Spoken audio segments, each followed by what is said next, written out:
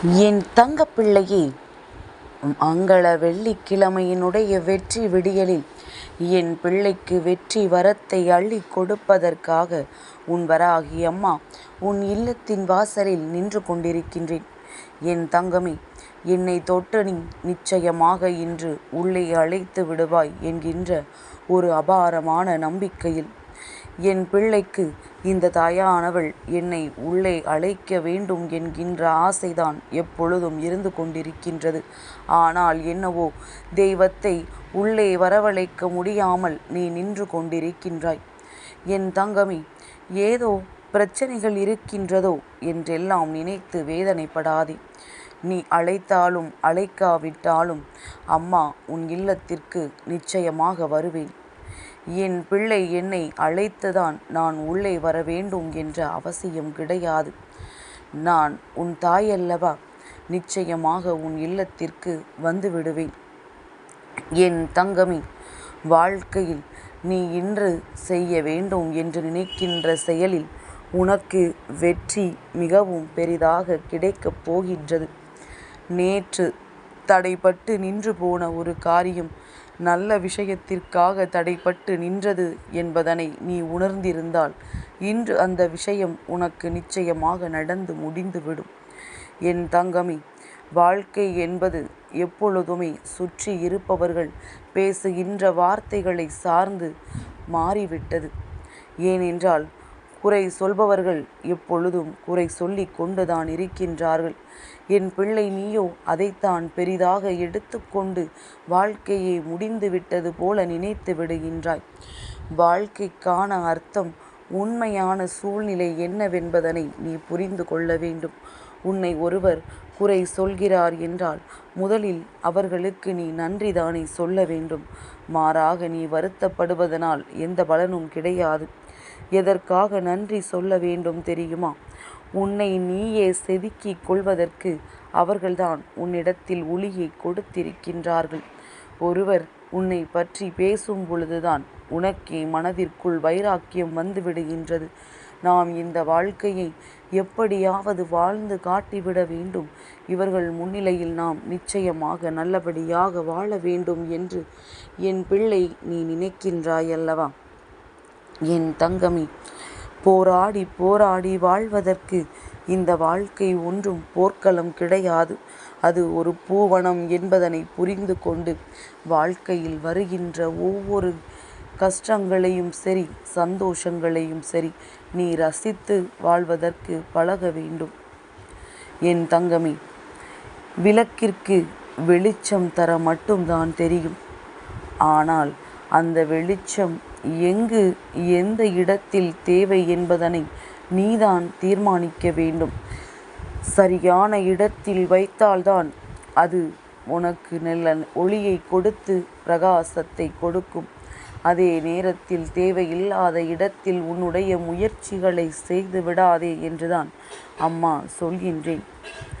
என் தங்கமே, உன்னுடைய மனம் ஒன்றுதான் உன்னை வீழ்த்தக்கூடிய ஒரே ஆயுதம். அம்மா சொல்வது புரிகின்றதா? உன்னுடைய மனதை யாரும் உடைத்து விட்டாலோ அல்லது பலவீனமாக்கி விட்டாலோ அல்லது உன்னுடைய பலவீனத்தை தெரிந்து கொண்டு உன் மனதை காயப்படுத்தி விட்டாலோ உன்னுடைய மனதை உன்னை வீழ்த்திவிடும். அது நீ தெளிவாக இருக்கும் வரை உன்னை யாரும் வீழ்த்திவிட முடியாது. அதனால்தான் உன் தாயானவள் எப்பொழுதுமே உன்னிடத்தில் உன்னுடைய மனதை நீ தெளிவாக வைத்துக்கொள் என்று சொல்லிக் கொண்டிருக்கின்றேன். என் குழந்தையே, ஒரு தோல்வியோ கஷ்டமோ உன்னை விடாமல் துரத்தி கொண்டிருக்கிறது என்றால் அது உன்னை பெரிய வெற்றியை, உன்னை பெரிய சந்தோஷத்தை நோக்கி நகர்த்தி செல்கிறது என்று அர்த்தம். அதாவது உனக்கு ஏற்கனவே வாழ்க்கையில் கஷ்டங்கள் இருக்கிறது என்றால் அந்த நேரத்தில் அந்த கஷ்டங்கள் எல்லாம் உச்சபட்சத்தை அடைகிறது, உச்ச நிலையை அடைகிறது என்றால் அதோடு அந்த கஷ்டங்கள் முடிந்து உனக்கான சந்தோஷங்கள் உன் கண்முன்னே தெரிய போகிறது என்று அர்த்தம். என் தங்கமே, வாழ்க்கையில் எது வந்தாலும் அதை ஏற்றுக்கொள். எந்தவித எதிர்பார்ப்புகளும் இல்லாமல் எது போனாலும் நீ அதை விட்டுவிடு. ஏனென்றால் இந்த உலகத்தில் எதுவுமே நிரந்தரம் கிடையாது என்பதனை புரிந்து கொள்ள வேண்டும். என் தங்கமே, படியேறி வருகின்ற முன்னேற்றத்தை விட படிப்படியாக ஏறி வரும் முன்னேற்றம்தான் என்றுமே உனக்கு நிலைத்து நிற்கும்.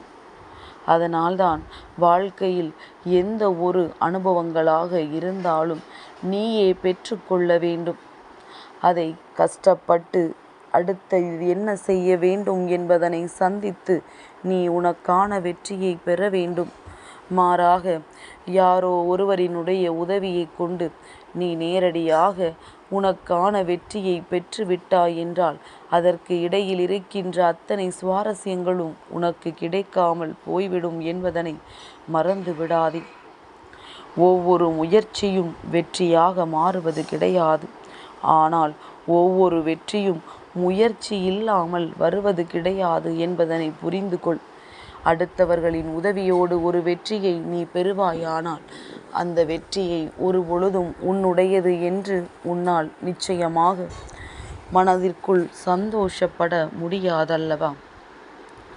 வாழ்க்கையில் பணத்தை தொலைத்தவர்களை விட பணத்திற்காக வாழ்க்கையை தொலைத்தவர்கள் இங்கு அதிகம். என் தங்கமே, தேவைக்கு அதிகமாக யார் பணத்தை தேடுகின்றார்களோ அவர்களின் வாழ்க்கை எப்பொழுதுமே கேள்விக்குறியாகத்தான் நிற்கும். முயற்சிகளை எல்லாம் வாழ்க்கையில் தொடங்கும் பொழுதே பயத்தை கொன்றுவிட வேண்டும். இல்லை என்றால் உனக்குள் இருக்கின்ற பயம் உன்னுடைய முயற்சிகளை கொன்றுவிடும். என் தங்கமே, உன்னிடத்தில் எல்லா பிரச்சனைகளுக்கும் தீர்வு ஒன்று இருக்கின்றது. அது என்ன தெரியுமா? உன்னுடைய உழைப்பு மட்டும்தான். நீ எந்த அளவிற்கு உன்னுடைய உழைப்பை பயன்படுத்துகின்றாயோ அந்த அளவிற்கு உன் வாழ்க்கையில் உன்னுடைய முயற்சி மிக பெரிய வெற்றியை கொடுக்கும் என்பதனை மறந்து விடாதே. எதிரியாக உன் எதிரில் நிற்பவனை கூட நீ மன்னித்து விடலாம். ஆனால் துரோகியாக கூடவே நிற்பவனை ஒரு பொழுதும் மன்னித்து விடாதே. இது இன்று உனக்கு நான் தருகின்ற மிக பெரிய பாடம் என்பதனை புரிந்து கொண்டு எந்த ஒரு சூழ்நிலையிலும் உனக்கு எதிராக நிற்பவர்களை நீ மறந்து விடாதே.